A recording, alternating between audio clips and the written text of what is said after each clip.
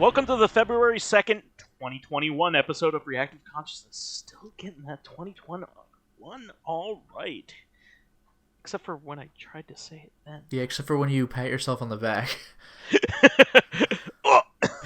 with a dagger. The in-depth podcast about what happened this week in our lives. The funny thing is, I could be doing multiple takes and saying this. Like, they would never know. That is true. You could be articulate the whole way through, retroactively in post, but I ain't into that shit. Yeah, I mean, you guys will just have to trust that I would not go into that and bring it up, because it would be a complete waste of everybody's time. That is true. It already You could theoretically do that, but why? I am your host, vysethebold, and this is Lotus Prince. All right, and we have another stock tippy kind of show. Another, yeah. Oh boy, if you haven't heard about this, I don't know where you've been, but this was actually a global event having to do with Gamestop, and will likely be in financial textbooks and business textbooks for thus going forward. Yeah, it turns out that thing that's been happening the entire time, which has already been in financial textbooks, what they didn't realize is that other people can do it too. Yeah. So, long and short of it is, well... Yeah, I was going to say the short of it. is that hedge funds are large conglomerations that take large pools of money and buy options and shorts on stocks. Whereas mutual funds will buy large pools of stocks to help you get money. Hedge funds will essentially make money off of betting which direction stocks will be going. And the best way I could explain it in a short way, in a simplified way, is that these large hedge funds are rightfully betting that GameStop was going to go down, because it is essentially a failing company. Everybody knows it. But here's the key thing about that, though, is that they very loudly and publicly declared that, which is a very dangerous thing to do when everyone can hear you and respond. I mean, what they do is public by nature. They have to disclose it. But do they need to go all in on that when they say that? That's a terrifying proposition. Well, they have to to be transparent. Well, no, I mean the public going public, but do you really need to declare? I bet infinite amounts of money that this is going to go south when everyone has the opportunity to react. Do you want to bet that high with a declaration like that? In the short term, there's usually no danger, because it would take what happened in order to make it happen, and that's never happened before. On purpose. So yeah, I guess they didn't take into account the existence of bitter internet forums.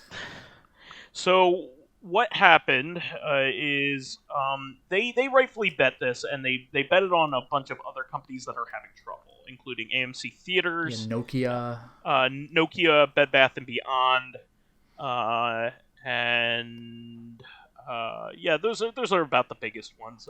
Yeah, I didn't even know about Bed Bath & Beyond. I just knew about GameStop, AMC, and Nokia. Yeah. The GameStop and AMC are the two biggest ones that they're fucking with. And essentially what happened was the people on a Reddit forum, a subforum of Reddit called Wall Street Bets, kind of all came together and said, hey, it kind of sucks that these guys bet on something that is surely going to happen, but how do they know it's going to happen? I mean, it's likely, but this is a free marketplace. It doesn't have to happen like that. And so they all banded together to basically ensure that hedge funds lose money by ensuring that the price gets inflated by basically buying up all the shares. The problem is when a bet goes south, it, on these things, these companies need to pay out a certain amount of money in order to atone for it, just like you would in doing a bad bet, and it gets progressively worse the farther it is from their striking point. So they inflated the stock to a gigantic amount, to the point where a stock that was worth something like $14 at the beginning of it. Yeah, I heard like 12-ish, but yeah. Well, that's in the same ballpark. Like 12.50, like 13. Oh, get the hell out 1301. All right, yeah. How many fractions of a cent are you going to go into? It's like at the gas station. It's like 7/8 of a penny. In stock terms, like something in the teens, anything in the teens is a very similar size. Anyway. Yeah, like it's been low as hell for like pretty obvious reasons, especially through 2020. It's a company that may not exist in 5 years. Yeah. And I don't think it will. And why would it? Honestly, there's a growing lack of a need for a retailer for video games, because physical games are on their way out, except as a collector's item, and for people that want to preserve the hobby. And those people generally get them from the source. So, like, if you are championing something like a limited run games, you're ordering from limited run games. You're not getting a game from Gamestop. The people that are getting games from Gamestop are buying, like, big releases, generally speaking, and that is less and less happening. Parents are... if I was a parent and I didn't care about the hobby, I for sure would probably want my kid to get a digital one, so there wouldn't be any junk lying around, right? Yeah. If I didn't care about the hobby, I obviously do, so I would encourage my kids to buy the physical things, if that so happens at some point. But as a result, the company is failing, and it likely, it's been trying to, partner with Microsoft in order to become, their flagship store for a lot of their products. So in the future, maybe that might help rectify it, kind of like, an Apple store has Apple products. GameStop will have Microsoft products at it, and they could be like the Microsoft showrooms, which that is actually a really smart idea. Yeah, that could be something, because like I was going to mention one thing that's ironically been doing GameStop less of a favor as far as my personal business is concerned, is that they have more and more like merchandise and swag and like t-shirts, and that's a smart idea too. It is, but like that makes me progressively less interested. Yeah, like I go looking for games, and like literally half the store is not that. Yeah, but you are not the typical anything. I know, but it just bothers me. You're not the typical customer. You're not the typical English teacher. You're not the typical friend. The typical English teacher. You're really not the typical anything. But that's kind of what makes you great. Hey. But anyway,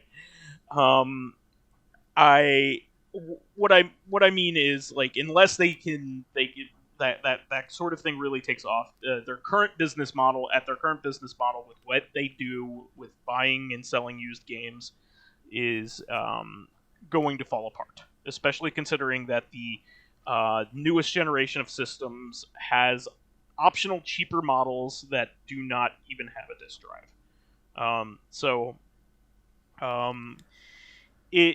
It is likely going to go down the shitter, and these companies were betting, hey, this will probably go down maybe a point or two, that kind of thing. And instead, it shot up as high as $400 on Friday. Yeah, that's fucking bananas. Like, Which the last I heard was like 320 something, and it like went even higher. I think it peaked at $450. Something. That is absurd. Something stupid.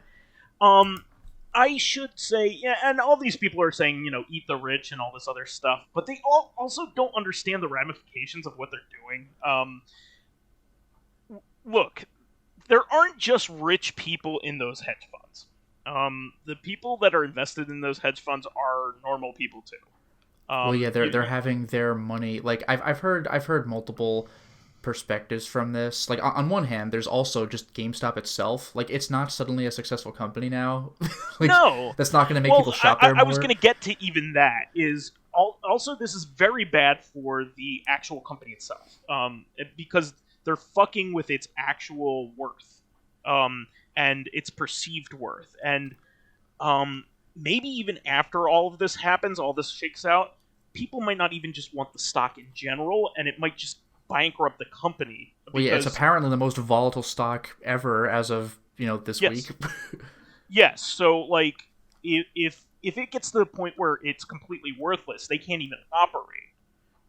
So that is not fair to all the people that work there. That it's not fair to the business itself. I mean, you may not like it, but it also it provides something that nobody else does. I don't like GameStop. I think that their corporate is a bunch of scumbags, but especially with how they handled the pandemic and how they handled it before then, with the way they have workers there. But these are people's jobs during a pandemic when they can't. They're not going to be able to get a new job. They're not going to be able to retail jobs aren't just popping up. These aren't where are they going to go? They're going to have to find completely new retail jobs in a time in which retail is having the worst time ever. Yeah, in general, yeah. Competing with internet and a pandemic. So this is a bad thing, and everybody that is talking about this, eat the rich and all that stuff. Yes, but like more directly, this is I think they're right to limit the trading on this. I know that there is a free market and all that, and that's true, but also it's not supposed to be manipulated. They are protecting the it gets manipulated in small bits, not in and small little movements over many years and that kind of thing. It does not happen like it's been happening over the course of a week, days, and with a specific purpose in mind to be malicious. Yeah, I was gonna mention that it wasn't even a get rich quick scheme. No. It was specifically to fuck over the hedge fund. So this is bad for the economy in general. Also, if one of the hedge funds has already gone bankrupt, and I think another one's on the way, and they're going to have to be bailed out. So it's not like that money is free. That the money's coming from the government, which is is generated by our government. It's not free money. Like that company's not going to go away. Like the government notices that this was a one-off situation. It wasn't because they were irresponsible. They did their normal thing, and it's something that has always worked. And it went south because people sabotaged them. So like, also don't go buying this. My first reaction is I'm a finance guy. I don't work directly in that stuff. I'm not a trader or anything like that. But I have an MBA in finance, and I work in a related field. My first reaction, and I am a very conservative investor, very conservative. I don't take bets. Like I invest in companies that I believe in over time. That to me isn't gambling. That is taking a reasonable risk, right? Well, I was gonna split hairs and say, well, actually, it's technically kind of gambling, but like a real gamble would be like, I think this business is gonna be big. I'm gonna invest in it. So when it becomes when it goes from like some one-room cubicle to a massive multi-million corporation, I'll be rich. Look, even you, somebody who isn't into this can recognize the fact that you have there have been good long-standing companies that have future prospects. Mm-hmm. Is something a lot different than a company that is trying to come out with a new type of product or something like that, or trying to make a name for itself and hasn't done so yet. There's a big difference between investing in the two of those things. I don't invest in the latter. I invest in good, solid companies that are doing well and will do well in the future and will expand. That's what I do. That's it. It is taking a risk, but a minor one, and it's over time, right? Mm-hmm. And not to mention the market for that kind of thing is typically steady. Like, there's going to be fluctuations, but when your thing dips by like a small amount, like, you don't panic and drop it. You kind of weather the storm. Not only that, but the things that I invest in are have a lot of like protection built into them. So they're things that you would use even in a tough time. Let's say even during a pandemic. Yeah.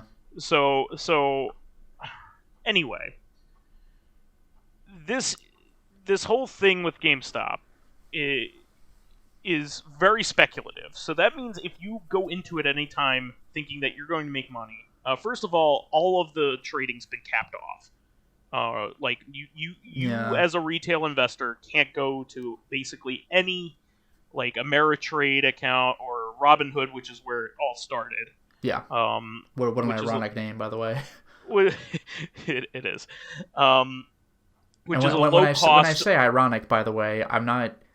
No. Ironically misusing ironic, because Robinhood steals from the rich. Hey, but when I say it's ironic, I mean actually ironic, because there came a point where Robinhood started forcibly selling people's stocks without their consent, which is taking from the.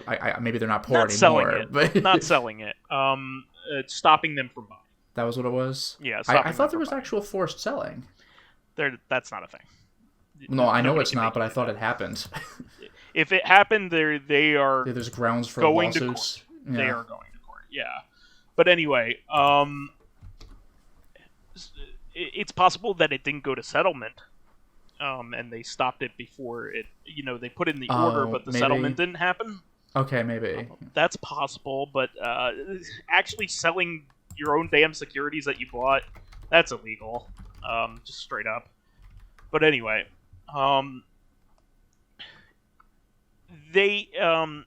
if you even tried to get into this and thinking that you were going to make some money or something like that, it's a bad idea.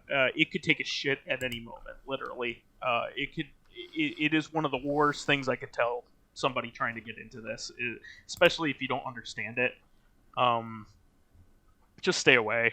And as a whole result, the entire market has been taking a dump. The entire stock market has been taking a dump because the confidence had been broken. So one thing about the stock market is that it goes along with the psychology of the people that are in it, unfortunately. But if you know that a temporary dip in the things that you're investing in should be temporary.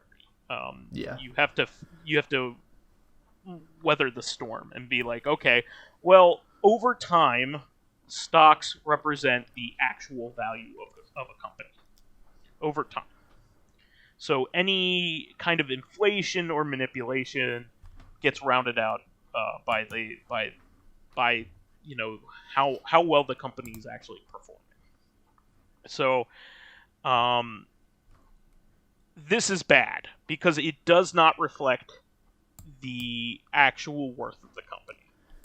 But by the way, to backtrack for 1 second, I just want to say there are at least allegations that some certain shares were being sold without prior consent, but Robinhood denies those claims.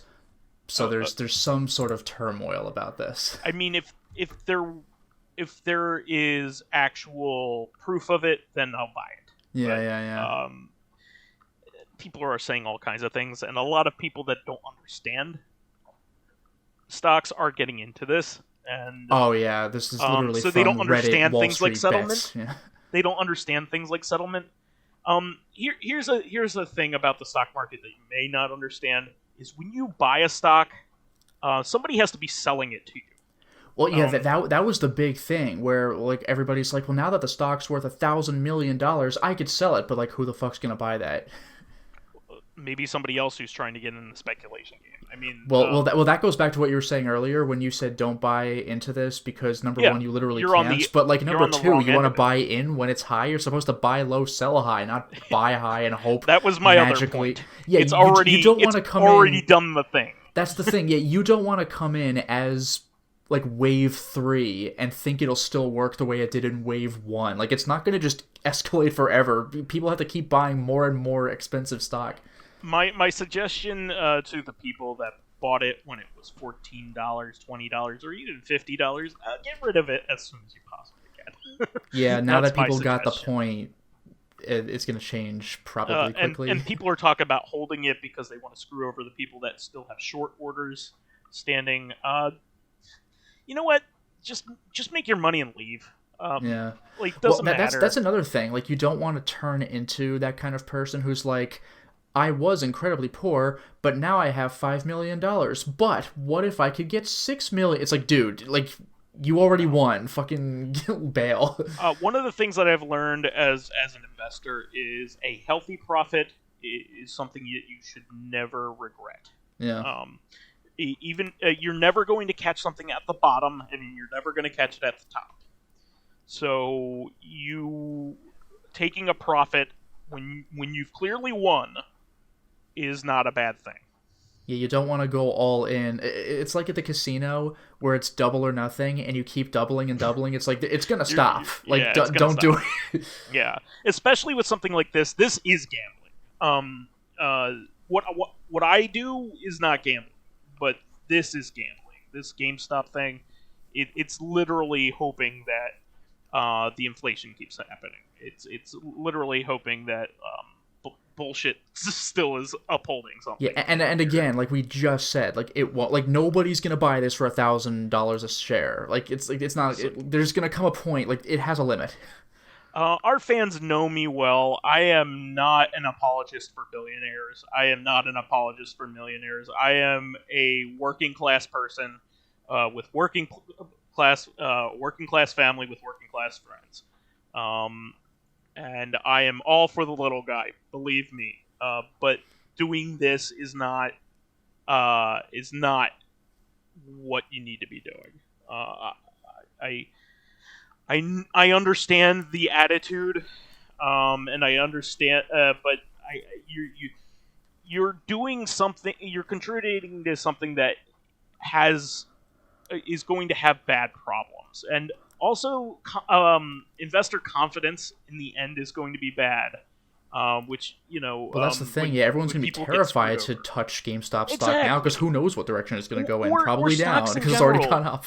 Or stocks in general, it's going to affect the marketplace. So that's a bad thing. Like this is all the system is a generally speaking a good thing. It allows a company to raise capital in order to become successful, in order to invest in itself, in order to buy things for its company, to come up with new products. And for the people that are investing to profit off of that. That is a good thing. It breeds innovation. It helps everybody involved succeed.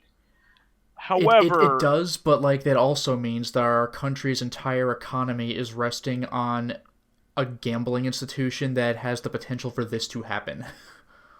I mean, it's not a gambling institution. It has potential to be, and that's what it's become. Yeah, well, that's my response to a lot of people who argue about how capitalism is bad because look at this terrible thing that happened where a billionaire fucked over his low-level employees. I'm like, that's not capitalism, but capitalism allows for the potential for that. Correct. That's how I feel about the stock market. It's like, should this ever be allowed to happen? Like, we didn't have security in place for somebody. I mean, we already got fucked over in 2008 with the Big Short. Well, what happened here was something that never happened before. Yeah. This was specifically malicious, I'll admit. It's specifically malicious, and not only that, but it was very coordinated and driven, and by tons of party members. Normally, when manipulation happens, it comes from a single entity. It comes from like a big company doing it. It comes from a country fucking with us, or an entity of some sort. This was a whole group of people with their own goals lining up and thinking that this was a good idea. Normally when money's involved, people have hesitation. They'll be like, okay, well, I don't want to lose my $50, so I'm not going to do that. Yeah, I was just gonna use the example. Yeah, like, you want me to invest how many digits worth of money into this like shit post? Like, well, here's the thing. There were people all across the board on this thing in getting involved in this. There were people that were buying, hundreds of shares, to people buying, 1 or 2 shares at a time. But they were all doing it. That is rare. There's also a whole bunch of weirdos in there that don't care if they lose their money because they think that this is like something that they want to do. Oh yeah, Well, again, like I said, this was never. I mean, for some people, I'm sure it was, but across the board, this was not about actually making money. This was just about buying stuff to short out the hedge fund. Yeah. If I lose money, then I lose money. Again, some people did do it to get rich, no doubt. You can't coordinate that well with thousands of people, but generally, this was a troll move. Yeah, and there's also a bunch of people that thought this was funny, like a joke that was worth 50. There are people who still think this is funny. Yeah, so I'm not going to say much more on this because we won't have it. Yeah, this is literally half the podcast. Well, but it's an important topic, and this is actual real news that's not just about the video games we like to play. I wouldn't be even surprised if other countries got involved in this, like and were a part of it. Just because why they saw not? it happen. Yeah. Elon Musk even called attention to it, which also he should stop doing shit like that. He should stop posting on Twitter. Every once in a while, like once a week or something, he'll just post some weird crackpot bullshit, and you're like, what are you doing?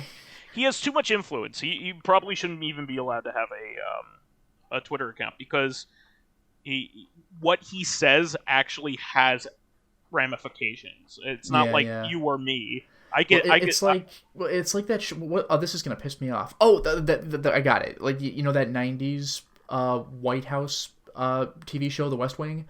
Yeah. Like I've only seen tiny clips of that show, but I remember somebody had mentioned to like the president's character, the president in that show, like, you say something weird at like one of your press meetings, and all of a sudden the stock market is affected by like double digits worth of points, stuff like that. Like when you're big enough.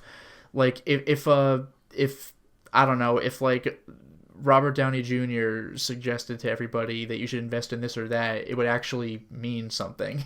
Yeah.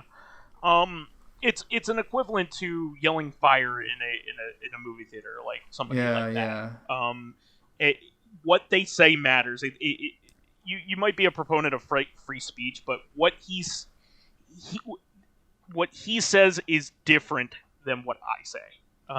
Although I will say, by the way, just for people who aren't as familiar, the Twitter posts, technically is free speech, but I will point out, shouting fire in a crowded movie theater when there is no fire does in fact violate free speech. Yeah, there are limits to free speech, including not insinuating many, but... genocide. Well, no, that's the thing. If what you say can like directly harm others, like yelling fire in a crowded movie theater could cause a stampede and actually get people hurt, like that is correct. Like death threats are not allowed, like free speech is not 100% free, but it's like 98% free. And also freedom of speech does not mean you get to have a Twitter account and get to say whatever you want. I mean, you yourself signed the terms of service agreement. I've had my Twitter account for 25 years, and I forgot what those terms said, but I still signed them. Shut the fuck up. Freedom of speech means you can have a vocal opinion and you can say it, but the government cannot censor you for it. Well, speaking of which,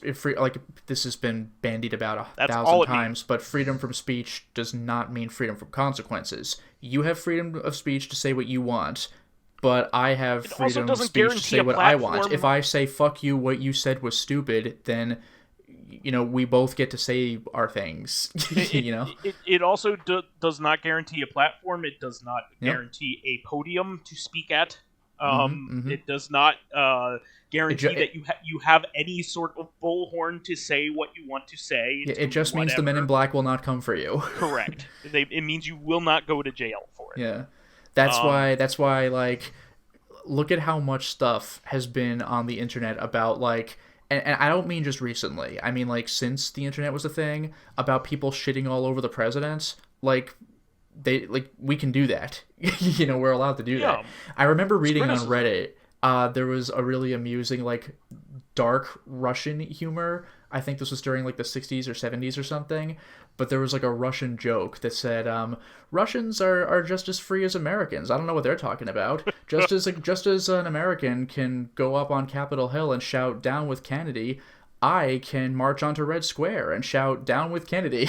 This is pretty great. Well, there you go. Yeah, got him. All right, I am not going to belabor this anymore. Just don't get involved. Yeah. Just trust me.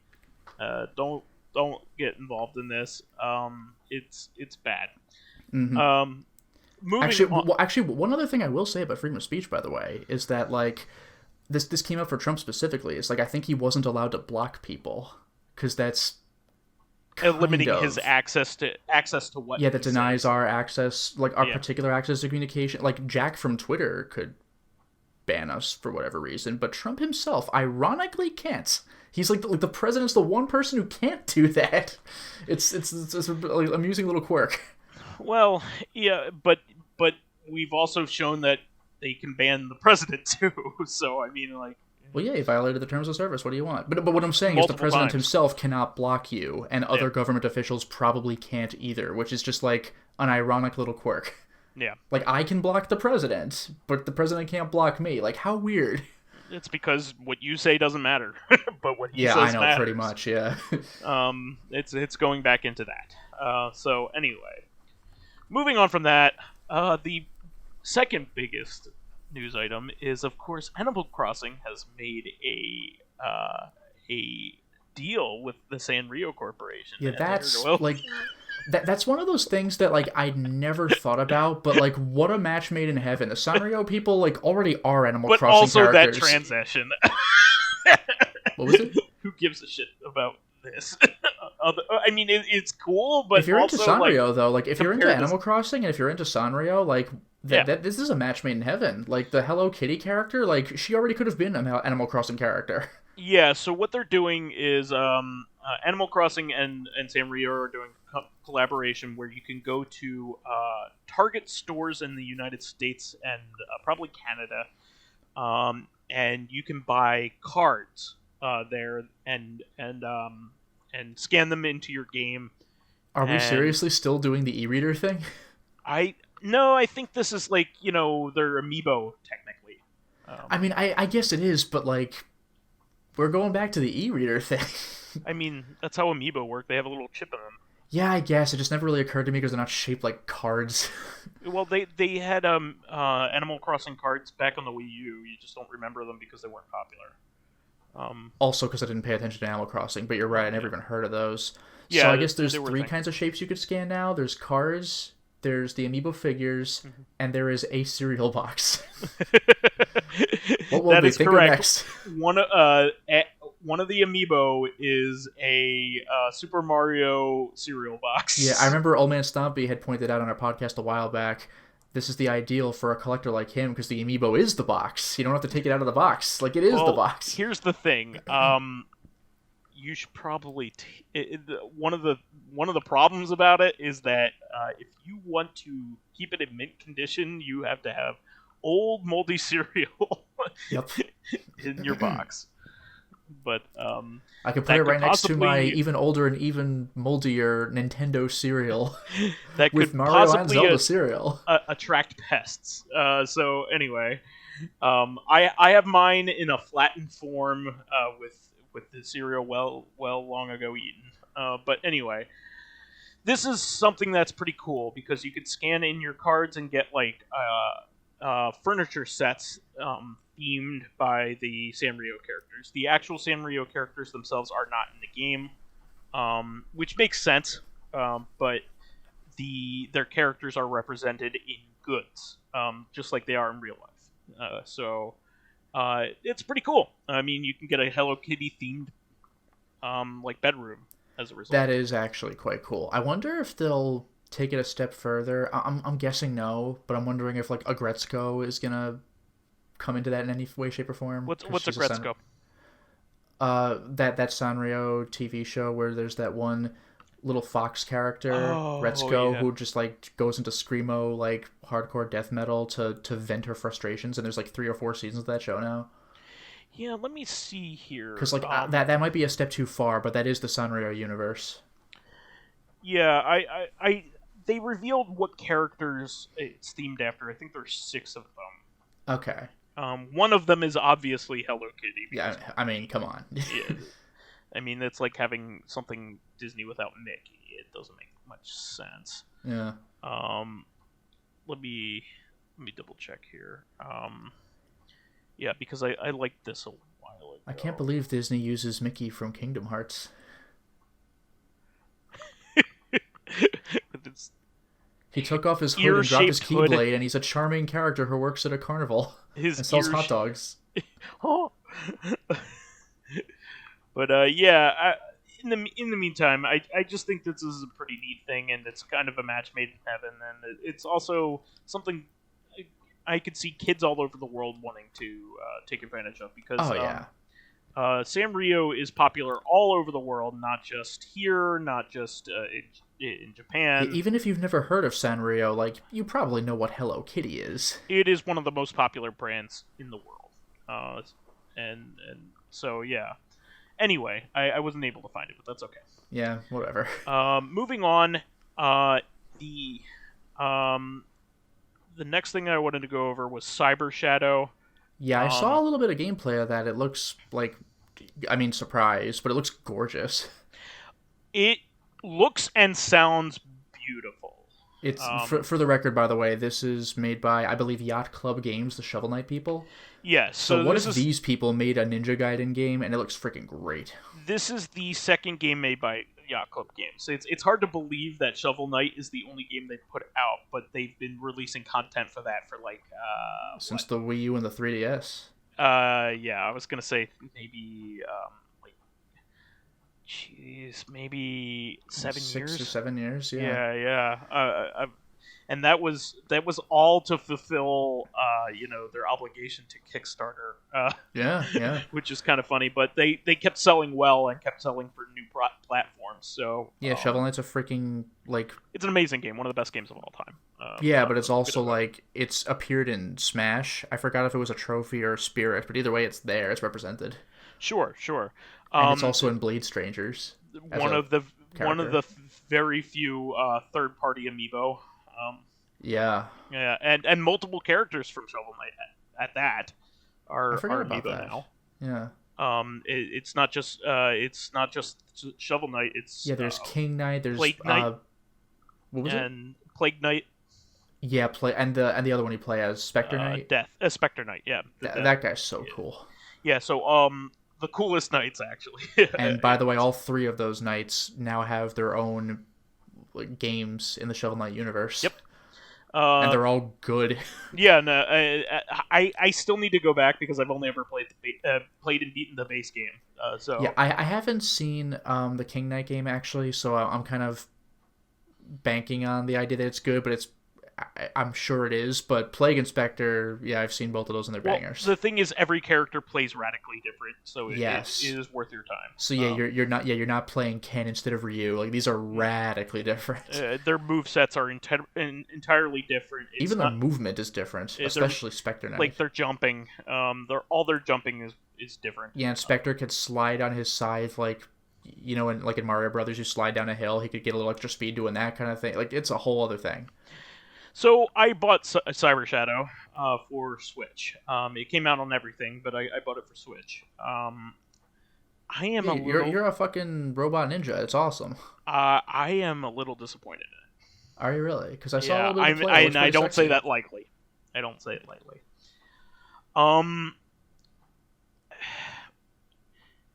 The way that the game is very Nintendo. Yeah. Like to the point where it's annoying. Like NES style. Okay. Shovel Knight had tropes from Nintendo, but had very modern sensibilities. With the way that it worked, and also how nimble you were, and all that other kinds of stuff. This game, I expected the ninja to be a lot more, like feel nimble. more like a ninja, yeah. A lot more nimble. So, my litmus test for like what a ninja should feel like in a 2D action game is actually like Ninja Gaiden for the Sega Master System. It is the most fluid. Okay, I was thinking ninja like that I've ever Shinobi played. 3. What's that? I was considering Shinobi 3. No, because the jumping is kind of jank in those games, though. The smoothest jumping and flipping and being wall jumping and all that other stuff, all of that stuff is you can do that at the very beginning of the game, and it's seamless and it's easy to do. Well, actually, you know what? Have you ever looked into The Messenger? It's a new game. But yeah, I are a ninja in that game. Yeah, no, that and that fits the bill too. So like, and that game's hard for different reasons. But I think I might like The Messenger more. So Cyber Shadow has a problem where, I think they balanced the levels incorrectly. Like they did it wrong. In the beginning of the game, you have not that many moves because you have to earn them. You have to earn them over time by beating the bosses and then going. You earn the ability to throw projectiles at all. Like that's like the first boss. Whereas that's the first boss. Yeah. Whereas in OG Shinobi, you have limited ammo, but you can chuck stuff immediately. So your abilities are extremely limited at the very beginning of the game, to the point where all you can do is use your sword. Yeah, you have like Strider Hiryu's Sword Slash. That's it. So you don't have a wall jump at all at the beginning of the game. I didn't realize that. You don't have a wall I jump at noticed that all. the jumps didn't require wall jumps, but I didn't realize that you didn't have one. You don't have any way to latch on to anything from above. You're not much of a ninja at that point. That's what I'm trying to say. You're a guy with a sword. Look, I know that these guys that put this together are very smart and have played these types of games to death, and also have seen all of the modern interpretations of what a Ninja Gaiden-like game could be. Yeah, and again, the aesthetics are gorgeous. The music and the art are wonderful. I have no complaints there. In fact, the music is some of the best I've ever heard. It is fantastic. But there are, I have to tell you, can you guess what the most annoying thing of the NES Ninja Gaiden games is? Just like throw something out that you think is really annoying from those games. I'll go with the three biggest. Although one of them I think was actually a programming error. But like when you die, you restart the whole level. Not that, but okay, I know. Okay. All right, so two things. One, like ghouls and ghosts knockback when you get hit in the air and you just fucking die. Yeah. And two, contributing to that, enemies, like if you walk back but then come back forward, the enemies will newly spawn. So like you'll theoretically fight infinite birds until you just move. Like when will they run out? Like they won't. You're touching on it. So it's not the respawn because that doesn't exist thankfully in this. But yeah, that really shouldn't anymore. There are flying homing enemies everywhere in the first level. I saw a couple of them, but yeah, I didn't realize how prolific they were. They're freaking everywhere, limiting your entire movement, and you have no defensive capabilities other than to position yourself correctly to hit them. Yeah. Attack before they hit you, or jump out of the way, and your jump is just a jump. You don't have any add-ons to that, so there's no doubling. There's nothing. So the flying homing enemies is like one of the worst things about Ninja Gaiden. All those birds, constantly killing you because they knock into you and knock you off your platform and into a hole. Ironically, the best way to play that game, because like it looks scary if you want to play cautiously, but just keep going. Playing cautiously is one of the worst things you can do in Ninja Gaiden. Yeah, because just go and enemies won't catch up to you. Yeah, or hopefully. Well, and if something's in front of you, kill it and keep going. But exactly. But I think it was a major misstep in the like after that it gets better, and believe it or not, the second level doesn't have that shit in it. The third level doesn't have that shit in it. It's the first level. Okay. Or it's the first or second level that has it, and that should be either at the end of the game when you can deal with it with all of the stuff. Now that you've learned how to platform, try this on for size. Or don't have it at all. Well, or at the very least, give you like a downward attack so you could pogo some of them or whatever. There's no pogo, or at least not yet. I've beaten 2 bosses. Yeah. And to their credit, I don't think any of those games, like the NES and Genesis stuff, had pogoing, but it would be nice. I mean, like Hollow Knight kind of does. I can name 2 games with a pogo ability, and it's DuckTales and but I mean, DuckTales doesn't have. DuckTales is like famous for its pogo, but it doesn't have that crazy bullshit that would be like, I must pogo so I don't die. Zelda 2 and Shovel Knight. I forgot about Zelda 2 doing that. Yeah. But Shovel Knight for a new one, and then like I mentioned, Hollow Knight. I'm not the only person to think this way. I was playing this without much other criticisms clouding my opinion, and I went on Steam to see user reviews, and people were like, I really wanted to really love this. Like I love everything about Shovel Knight, and I wanted to give it a good review, but I just can't. Like this is terrible. Like I can't play the game. Like birds just keep hitting me. These bugs keep hitting me. They're bugs. Yeah, the birds move at a somewhat regular speed, but they just have a really good sense of where you are. But those bugs will just kind of suddenly rush you, and you're just like, in the second level or whatever, you hit one of their nests, and then 2 of them come after you, and your ability to fight them is very limited. Yeah, well, it's like what I say about God Hand or the original Deus Ex. Level 1 isn't hard because the game's hard. It's hard because your character sucks at that point. Yeah. So, later on, believe it or not, later on it got easier. Yeah. And it's because those types of enemies aren't there, and also you have a bigger moveset.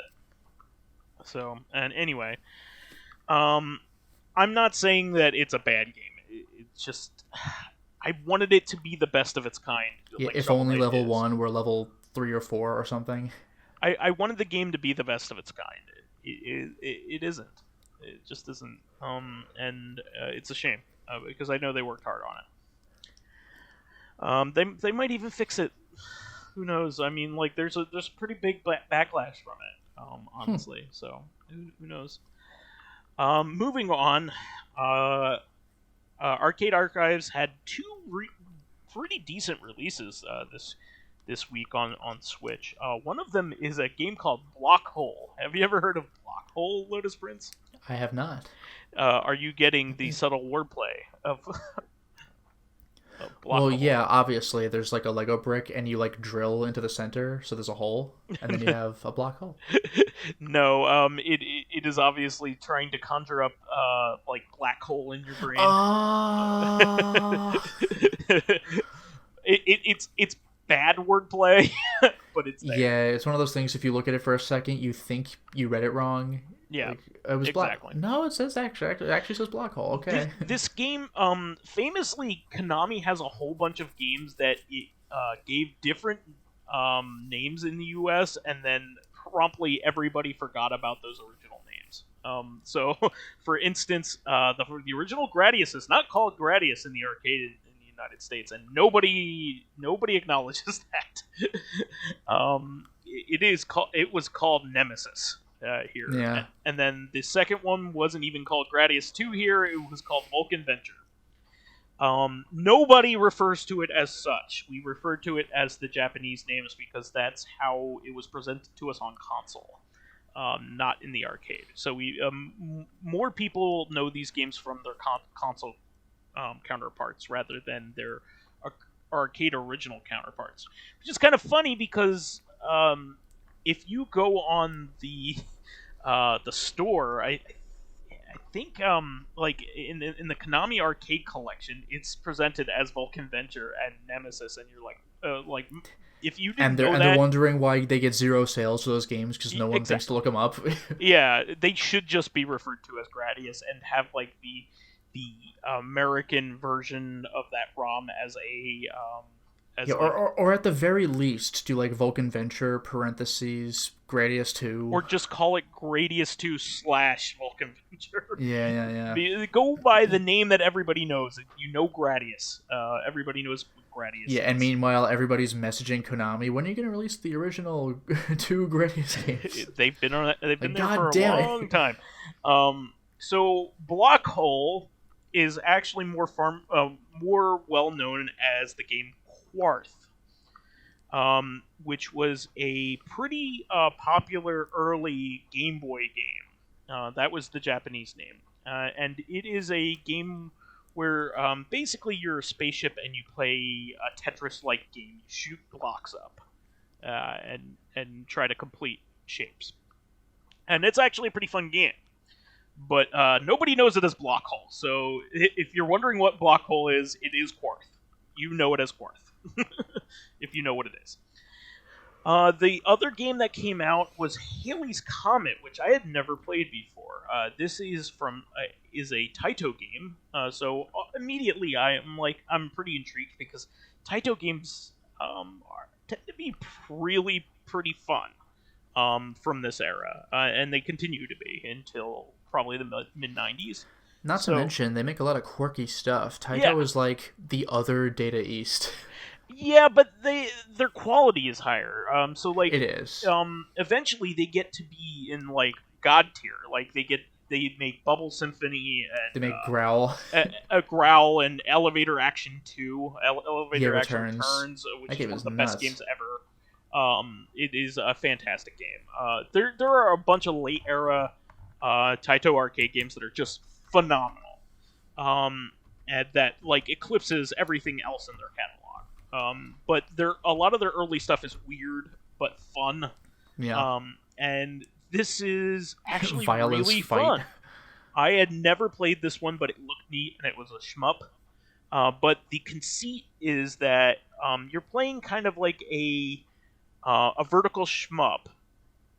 That's pretty normal, you know. You're finding power-ups and you're fighting against dog-fighting enemies, which is pretty normal.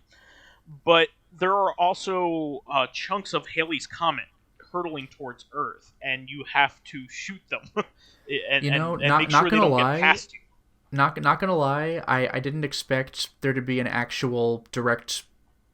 Like I didn't think there'd be Halley's Comet in the game called Halley's Comet. I didn't think it would actually happen. Yeah, so actually Halley's Comet is hurtling towards Earth, and shards of it are coming off, and you have to destroy them, and you can't let them get past, and you can't let the enemies get past either. So our Earth has a life meter as well as your number of lives. So the amount of stuff that you let past you damages Earth, which is a pretty cool conceit. I've never seen that in a shmup before, and have that interesting, like, defensive kind of aspect to it. So it's really fun and difficult, but I really like it. I'm a big fan, big fan already. Moving on from that, this week, I did not know that this was so soon, but Ys 9, Monstrum Nox. Wow, what a stupid name. It's leagues better than Lacrimosa of Dana. Yeah. Lacrimosa of Dana probably takes the cake. Monstrum Nox at least kind of sounds cool, if you know what I mean. It sounds like Nostril. I don't know. Like it sounds like a not a portmanteau, an anagram for nostril. Mm. But that is coming this week, and it is getting early good buzz. It shouldn't be much of a surprise because most of these games are of a quality that is pretty high, but the last one was an unmitigated, probably one of the worst releases in other video game localizations. yeah, one of the worst localization disasters ever. It took them a solid year to fix that game, translation and performance wise, both. But they did it. They fixed it. So it turned into a good game, which rarely happens. So I'm thankful for that. But apparently this game, like, people were kind of thinking that the initial demo was meh, so they were thinking that maybe it wasn't going to be that great. But most opinion seems to be that this is either one of the best Ys games or, at the very worst, just another Ys game. So that's not a bad thing, especially if you love the Ys games. Also, I would recommend that any new Ys game is pretty much a good time to hop on, because there is a continuity, but barely any. Just kind of the character shows up washed up on from a shipwreck every single game. Like, it's literally one of the things that happens to him every single game, and they make a joke of it. So he's on a ship and then ends up shipwrecked on a beach, and it's a new island every time, and there's no overall story kind of linking everything together. There's no arch nemesis or anything like that. The villain is different every single game. They don't talk about any previous game almost ever, except for 1 and 2 are intrinsically linked, but that's it. So, Ys Origin has ties to Ys 1 because it's basically Ys 0, but all the rest of them kind of do their own thing. So it is a good time to get in on it. If you want to see what Ys is all about, I recommend giving this one a shot. While you can. And Ys games traditionally have some of the best soundtracks ever. I very much recommend buying these games when they first come out, because they usually include at least a soundtrack sampler. And it is always worth it. Always. Moving on from that, last week I mentioned that Zen Pinball had announced that they were going to have like a pinball show, which is called their pinball showcase. So that they were likely going to announce something pretty big. They did, but it was kind of disappointing all the same. They did announce that this is something that they are going to do on a monthly basis, so that means that they have more big news coming and big, like a flow of it too. This is the start of something. But they basically revealed that Pinball FX3 will have a successor just called Pinball FX. Apparently, so they are rebooting Pinball FX, the Pinball FX series. Finally, if I want to get into the series, now's my chance. I'll understand the continuity. I think they are more and more making it a platform that will update over time, and will change face and update from there, and it'll just be a place where you can have all of your content, which is pretty cool. But that's basically their big news, was that a new platform game was coming, but they didn't tell you what was going to be on it. They didn't tell you what new tables they have planned or anything like that. There was one that they did reveal. They revealed that they are putting out a Mandalorian table, which is pretty cool. I had thought that maybe they might announce something bigger than that. But that's a pretty big deal, I guess. That's a big license to get a hold of. Is it called Pinballorian? I wish. It's so dumb. But that's a pretty big deal. But they also announced that they're as part of this, they're also going to have something called Pinball Royale, which is going to be similar to the Battle Royale games that we have now with was it Super Mario Brothers 35 and Tetris 99. They're going to have some kind of sudden death component while everybody plays. So that's pretty cool. They didn't show any screens of it or anything like that, so I was a little disappointed. But I had hoped that they would tell me that something super big was coming. But that maybe to some people this is pretty big, but it just was a little underwhelming to me. Moving on from that, this is just something fun. There was a Famicom/NES game announced by a Dojin studio called and the new game is going to be called Blazing Rangers. So they're putting out this game. These people helped make a game called Protect Me Night, which is a pretty fun game that used to be on the Xbox 360 indie titles, and Ancient made that. And you know what Ancient has made in the past? No. Ancient is Yuzo Koshiro's company. They made Oh my god! Streets of Rage 2, Streets of Rage 3, Beyond Oasis, Revenge of Shinobi, Legend of Oasis. What's up? Revenge of Shinobi, the first one? No, he did the music himself, but Ancient actually is an actual development studio. That's Yuzo Koshiro's company, but they don't just do music; they develop. So anyway, I think it at one time was run by his sister. I don't know if that's still the case, but anyway. This game looked pretty fun. I just wanted to point it out. First Press Games has a pre-order open for it, and it just looks like fun. It looks kind of like a overhead puzzly kind of game where you're a firefighter and you have to rescue people, and part of the puzzle that you have to solve in each room is like putting out the fire and opening up, finding keys and opening up doors and things like that. No. It looks like fun. Well, I have not played the game, so I'm just throwing this one out there as a question, but is this going to be like any kind of demake of Burning Rangers? Not even close. Okay, because that's also like, I just thought like the B-word Rangers, and it's a firefighting game. I'm like, I'm sure the name was inspired, for sure. But Burning Rangers, it was like a futuristic firefighting game. Okay. And it had a lot of platforming. This is just kind of like overhead, kind of low looking, puzzles. Like Boxel or Sokoban. Sure. That kind of thing. Overhead, puzzly kind of stuff.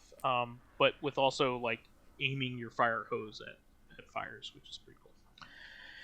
Moving on from that, we're getting kind of more into the homebrew stuff. The same people that brought us the DC Digital, which is the Dreamcast HDMI solution, and also the PS1 Digital, which is the HDMI for PS1, announced the N64 Digital. You may be saying, well, there already is one called the Ultra 64. It's extremely hard to get. It is. Lotus and I probably have the only two that we know of.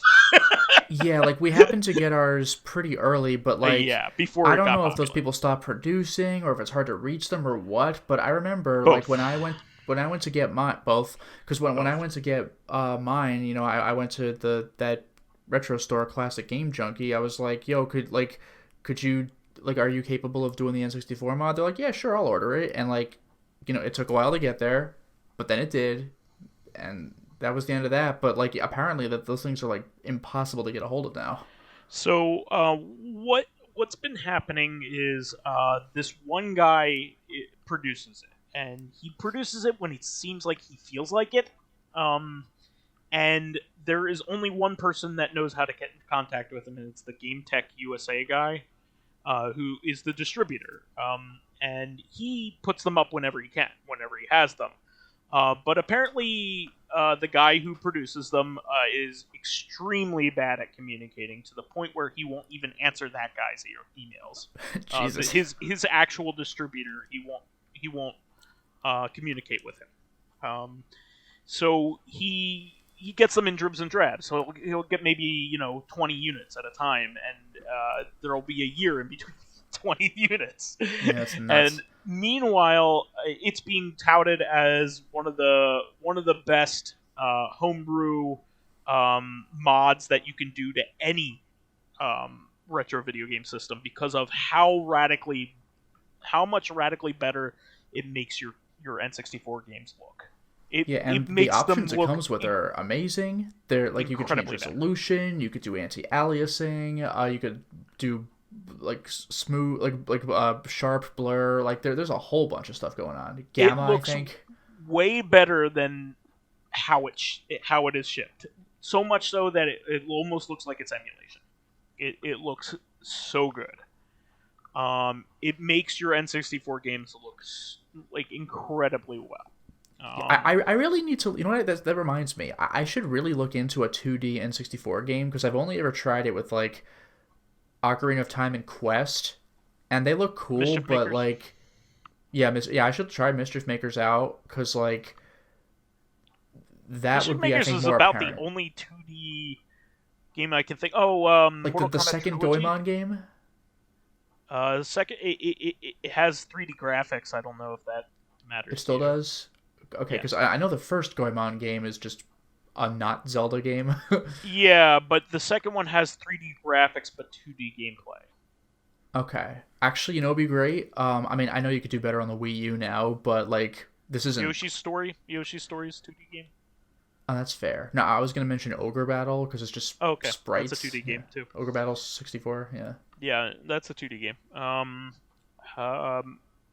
Puzzle League, Pokemon Puzzle League. That would, yeah. But and that's a really great game too. So the word of mouth has gotten around. When this first came out, it was an expensive item that was also very expensive and very difficult to install. You need to have a really, really good modder working on it.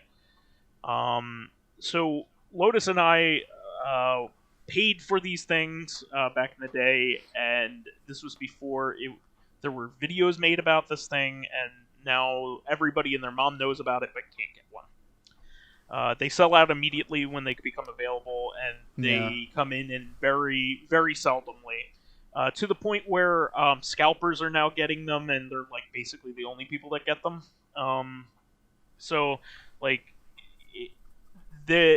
It's insane. So anyway, these guys are really good at putting these out. Despite the fact that we got in on the ground floor on the PS1 digital, these guys come out with batches of their stuff constantly. I've been seeing them putting out PS1 digitals like all over the place. I think I got like the second wave, but at this point that doesn't much matter. Yeah, the second. They've also been reproducing their ODE for the GameCube, which has been really cool. So they make sure that everybody can get it eventually. They also communicate well and are easy to deal with. I will be betting that even the actual hardware itself may even be better than the Ultra 64, because one of the things that they've done in the past with the other two, the PS1 and the Dreamcast one, is that they put a Wi-Fi antenna in there, so you can get updates. You can update your firmware.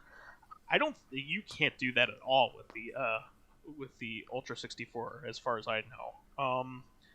I think there might be a way to update it with a ROM cart, but I'm not entirely. Yeah, that sure thing's about just that. in your system, and even for some of the other ODEs, you would have to take out an SD card, download the firmware via your computer, put that in, which isn't terrible, but a Wi-Fi solution would be easier. Yeah, so I would bank on this being really, really It's being made by good people that make great products that support it well and are easy to deal with. So get excited. It's going to be good. Moving on from that, Hotego, who is the person to follow if you're into Mr. Developments, just put out a beta core for his Patreon supporters, and it is the very first CPS2 game that he has gotten running in a decent way, and it is Super Puzzle Fighter 2 Turbo. So that's a good one. It's a pretty fun game, and it is in a mostly working state. So I can't wait for his entire core to go public and all the games are playable, because the CPS2 is probably, like, from the classic arcade game scene, it is probably one of the most popular platforms outside of Neo Geo. It has like all the coolest Capcom games from that era. It has the Darkstalkers games. It has Super Street Fighter 2 Turbo. It has the Street Fighter Alpha games on it. It has just so many awesome titles, and I can't wait to be able to play these with like insane amounts of accuracy. Apparently, his CPS1 and CPS 1.5 cores, he said he's measured their accuracy and versus like original hardware, and apparently like MAME gets something like it's like 40% accurate, something like that. His are 0.08% inaccurate. Damn. Which is imperceivable in terms of accuracy. It's phenomenal. It's just like playing, like including timings and everything with the way that they function and do their calculations and all that other stuff. It functions exactly like the original hardware, essentially. So I'm just overjoyed. I can't wait. And other stuff will follow after that. I've been wanting a lot of the Konami games from the early '90s to get cores, like the Turtles games and Sunset Riders and all that stuff. But the Capcom stuff is the top priority for me in terms of like awesome arcade stuff. So I'm very excited. Moving on from that, I talked about like Atomiswave games being ported to Dreamcast natively in previous episodes. Really cool project going on. 2 unreleased games that never made it to market, actually have been found and dumped and ported to Dreamcast. So this is even this is way cool. You get an opportunity to play games that didn't exist commercially, which is really neat. One is called Force 5 and the other one's called Kenju. So I think one of them's a fighting game and the other one's a beat 'em up. Nice. It's pretty neat. And the last couple things here, so we can wrap up. Fist of the North Star, one of our favorite manga anime properties, is finally getting a modern English release and in like a prestige format similar to JoJo. Viz released the cover and the layout, basically what that first release is going to look like, and it Fist of the North Star, and it looks awesome. It looks like it'll have multiple like 2 tankobons worth of manga in it, and it just looks like beautiful. It's hardbound, just like the JoJo ones are, and it just looks beautiful. It's what you would always hope these things would release, and of course they're going to be the JoJo books are like $30 a pop, something like that. Oh, 25. No way. They're like 17, 18. Oh, okay, $20 a pop. They're not like your cheap manga that are $12 a pop. Let's just put it that way, right? Yeah, there's a little bit of a premium, but they're not bad, especially considering they're like monthly and not weekly. Yeah. But I'm super excited. I am going to monthly, be but yeah. I'm going to be buying this for sure. I can't wait. And finally, the fourth episode of WandaVision came out, and I am super loving this series. A lot of people said they didn't like the series until this episode, but I've loved it all the way through, and it is finally hitting a turn. So I'm really enjoying what's going on with this series, and I hope that people can have enough patience to keep up with it, because it's probably the most daring thing that the Marvel Cinematic Universe has done, because it's more abstract than pretty much anything else they've ever done. Everything else has been very straightforward. So this is like they're giving you information in dribs and drabs, and making allusions to things, and references to old sitcoms and things like that, and helping you having you try to piece things together, which is a lot of fun.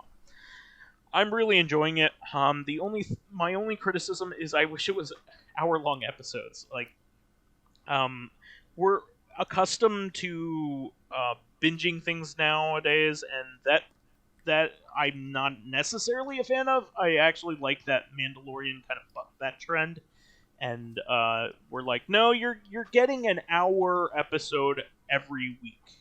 And then you can binge it at the end if you want, but just like you were watching on TV, we'll give you a new one every week, and that way it keeps people talking about it, and keeps people excited about it for a long time.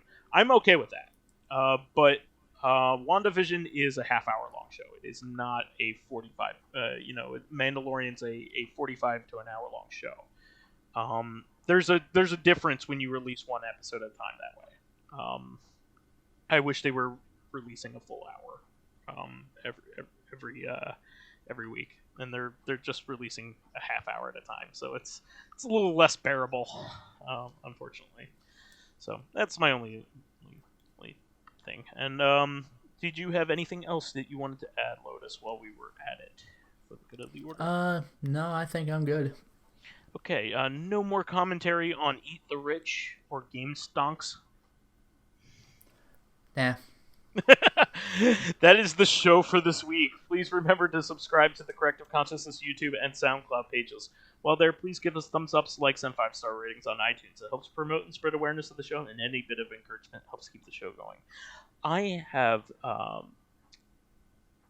stopped recording and started recording 5 times during this one, by the way. You're hearing it all edited. I have all right. You can also catch us on Thursday for our sister podcast, Corrective Consciousness, the podcast where we explore the inanity of pop culture. Finally, you can friend me as vysethebold on pretty much anything. And you could follow me on my YouTube channel, Lotus Prince. You can hit me up on Twitter at Lotus Prince. And finally, if you are interested in seeing my videos early, I'm doing Raw Danger now. Seeing my or getting an exclusive Danger would. I wonder how cooked danger would manifest. It would probably be a fire disaster instead of a flood. Wow. Yeah, you like that? You like that quick thinking? So if you're interested in seeing my videos early, getting in exclusive live streams, my exclusive one currently is Mortal Shell, a Souls-like. Selecting upcoming games for me to Let's Play, which includes Raw Danger, or getting in conversations with me and other patrons on Discord, then perhaps consider swinging by my Patreon account, which can be found at patreon.com/LotusPrince. By the way, how are you enjoying Raw Danger? I've beaten it. The Let's Play is only going to be 8 parts long, and I used a guide for it because I don't feel like wandering around when it's, I have like a body temperature meter. Sure. But the game is definitely more ambitious than Disaster Report 1. It's very interesting how the stories converge and certain little set-piece things you have to escape from. So are you have you enjoyed both games, though, on the whole? On the whole, yes. The first game's pretty good, what an interesting concept, and the second game certainly evolved from there. Gotcha. All right, well, I just wanted to get your opinion. All right, well, that will be the show for this week. We have a new episode of Corrective Consciousness all ready for Thursday, where we will be talking about our favorite RPGs, as well as RPGs that we wish to get in on at some point. So we will catch you then. All right. Until next time, everyone. Bye bye.